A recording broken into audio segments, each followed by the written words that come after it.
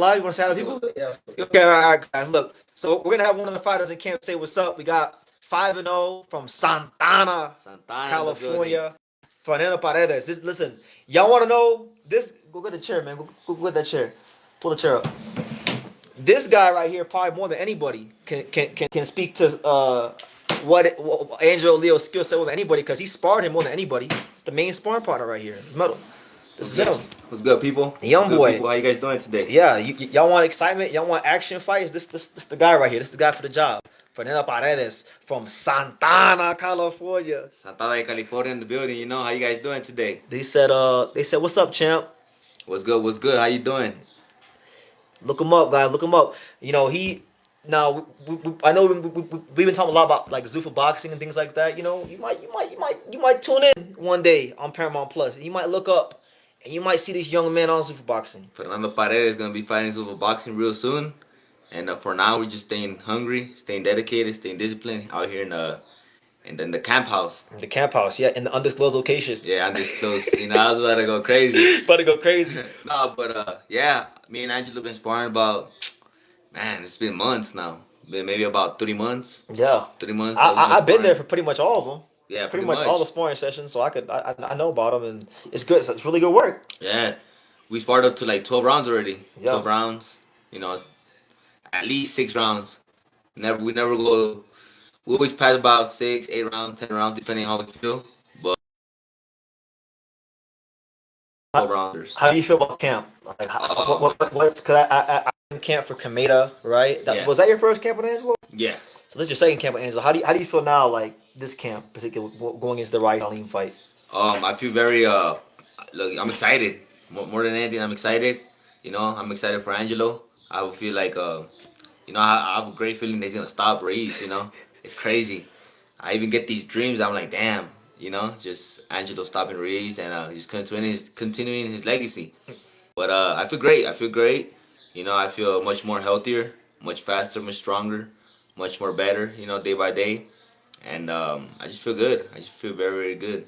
I'll say it like this. I won't get too deep into it, but I know like early in camp, you've inspired Tony Hirsch a little bit. Yeah. Before his big upset win against Robert Merriwther III. Yes, sir. So he's been in there getting that top work and. I sparred Tony Hirsch. Maybe say about 2 weeks before. I sparred him twice.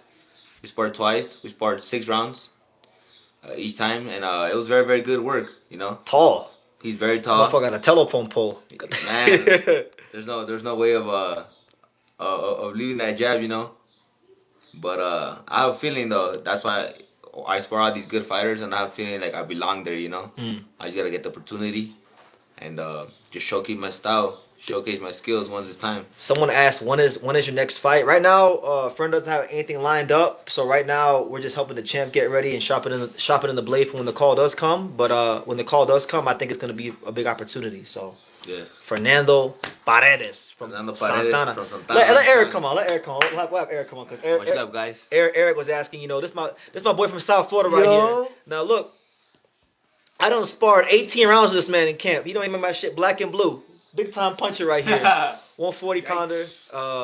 Erick, how you feeling? How you feeling about camp? Man, I feel great, man. I feel like, every day above, the ground is a good day. And I'm just here trying to, absorb everything like a sponge, learn from my guys, You can learn from anybody. I learned from this guy, so. Yeah. I had to straighten him out yesterday about something, but Nahir Albright, hey, they want to see you against Nahir Albright. I'll fight anybody, man. Once I get in that mode, man, I just been ducked off, putting in work in silence because when the day comes, everyone will know my name. Everyone will know, and you guys may not know this about Erick, but he got a lot of good gym experience. He's been in there with a lot of fighters. You guys know guys like most notably George Kambosos Jr., Gervonta Davis, who else? Jose Zepeda, a lot of guys. Who's that? They said tell him to fight John Orobio. Is that Japanese dude? No, that's the Colombian guy from Canada. From Canada? Yeah, I think he's from Canada, he trains in Canada. Listen, man, just ask for the fights, man. Just get under these promoters comment section and just bother them. Tell them. Put Erick on. Put Erick Lanzas Jr. on the TV screen. Because you know what it is? And I was talking about this earlier about fighters when they when you go into the pros, everybody promises you a pot of gold, right? Yeah, for And sure. sometimes you sign these contracts that aren't like in your best interest, and then you don't develop properly. So then you might get put in some positions you're not ready for, right? Yeah, So I feel like in the case of like Fern and Eric, those things kind of do apply, but you learn from these things, right? Yeah, of course. And we're all learning here. And the best thing is we get a chance to be part of these world title training camps and learn from one of the best fighters in the world. They asked if we're all featherweights. Fernando Paredes is a 30-pounder. Eric's 140-pounder. So 130, 140, lined it up. They want to know, be honest, who is the heaviest hitter you share the ring with? And Chris, are you asking Eric that? Or are you asking Fernando that? Or are you asking me that? we're all going to have different answers. All right, let's answer all of this. I would say the guy that I probably was the heaviest at the time was Emmanuel Tagoe. Emmanuel Tagoe? Yeah, Emmanuel Tagoe, Yeah, African dude. That motherfucker had breaks in his... I don't know if his gloves were like fucking worn out or something, but... when that motherfucker hit me, I was seeing stars. Fern. I got two fighters I've been in with that hit fucking hard. One of them is I was in amateurs. I was fighting at 154. I was big. I fought Nathan Lugo. Nathan Lugo, okay. I think he's cruiserweight now. God. Like 200 pounds. God. Well, you were pretty big too. Y'all don't know this, but Fern used to be pretty heavy back in the day.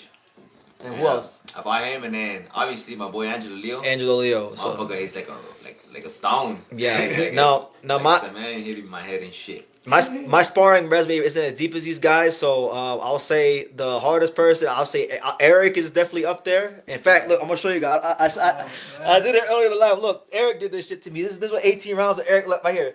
That's what 18 rounds what this guy does to you, right there. That's all him. So I would definitely say Eric is one of the heavier headed guys. And then I sparred a kid from Texas in 2021. He was supposed to turn pro. He was really good. I think he had 110 amateur fights. Ooh. His name was Moses Molina III. He has a dad that's a coach in Texas. He fucking hit hard. His body shots are crazy. Yeah, I'll say those two. Wow. They said can Erick Lanzas Jr. beat Teofimo Lopez? Hey, listen, I could beat anybody. 1,000%. Mind to it. All right. They said Eric definitely got them rocks, and they said Eric, when do you win the 147? It all depends. We have a lot of things in the back, in the works. In the works that we're trying to stay at 40, but And we'll see how it goes, man. Right now we're just getting through camp and sharpening the blade, but you'll be hearing soon. They also say Eric versus Abram Martinez. I'll get in the ring with him. You was there when he got knocked out. When he fought. That was the same card. You fought on the same card that night. I actually became a fan of Abraham that night because it was a tough matchup. I know Orestes too. I've been in the gym with him too. Orestes Velasquez. He was actually there when I sparred Tank. Like we were both sparring Tank that day, and he's a real humble guy too. And he's had his ups and downs in his career, but I felt like that night, it was a flip of the coin, man. Whoever wanted it the most, and it seemed that Orestes, got the better of it. But Abram Martinez, man, I hope I could get some work with him in Vegas. As far as fighting him. It don't matter. It don't matter. I'll fight whoever. They said, is the tank hyper? You need the tank questions now. This. What is it? Is his power crazy, Eric, or is it just like his accuracy? He can crack, bro. But I feel like the way he was sparring me, he was more like just moving around trying to see. Like we didn't spar that many rounds. We sparred like 3 rounds, but. He was just trying to You had to wait like 5 hours from there to the gym. Yeah, for real. That's he's a drama queen, but it's all good. I mean, I'm sure everyone with money is like that too. But regardless, he was he did catch me with like a body shot or whatever, and it was pretty solid, But as far as he's more of like an accurate puncher and very very sharp, I'm not saying he doesn't hit hard, but he got he's not like a heavy-handed fighter because I've been in there with guys that. They could just touch you like this and you fucking feel that shit, But so it's the accuracy more than just the sheer power. It's more the accuracy and the quickness of the punch and I guess the precision. Precision, yeah. So there you go. Let me see. But he doesn't have a lot. He doesn't have a lot. Put Erick in there with Vargas. Which one? little do you know? I already scored Emiliano Vargas. He was a kid, and his brother kind of told me. I was a man. I was 21 at the time, and I think he was like 18. Yeah. And I had sparred him, and then I guess Michelle too. Rivera, yeah. But he didn't do that many rounds. And then the next day, I go to the gym. My coach at the time tells me, "Yo, go run 6 miles." During sun, the Miami summer heat. You feel me? And I get back, and then fucking his brother Amado's there, like, yo. I mean, well, Fernando, his dad, Fernando Vargas, is like, yo, he gets some rounds with Amado, and Herman looked at him crazy, like, he just fucking ran 6 miles. Fuck you mean? Like, he's a smart. Yeah. Why didn't you say that before he left, you know? They want to know what's my favorite punch from Fernando and Erick. So my favorite punch from... Don't give up the sauce, B. Don't give him the sauce. You gotta tune in. You gotta tune in. Let me not answer that. You gonna see it on a highlight reel. You gotta see it on a highlight reel. A highlight reel, man. On Paramount Plus. And or ESPN or the Zone or whoever sends the contract first. Yeah. Whoever wants to make something happen, you know, shit. We're open for business. Free agency is the best thing. Hey, you know, I want to ask y'all a question, right? I want to throw this out there because I'm trying to do some, I guess you could call it market research, right? So I'm going to ask on behalf of Angelo. I'm going to ask on behalf of these guys. Would you guys like it if Angelo Leo and or either one of these guys had their own merchandise store? Would you guys support that idea? Just in the comments, kindly type in yes or no. We're trying to move products, all right? We're trying to make things happen in this fight game. They said, what? They want to know what is my power punch like? Ooh. How do I hit? All right, look. I'm gonna describe it with one word. All right. Hold on, that's a good one. You get this motherfucker. Listen, look. One thing that people don't know about BT is that he has some big ass fucking feet.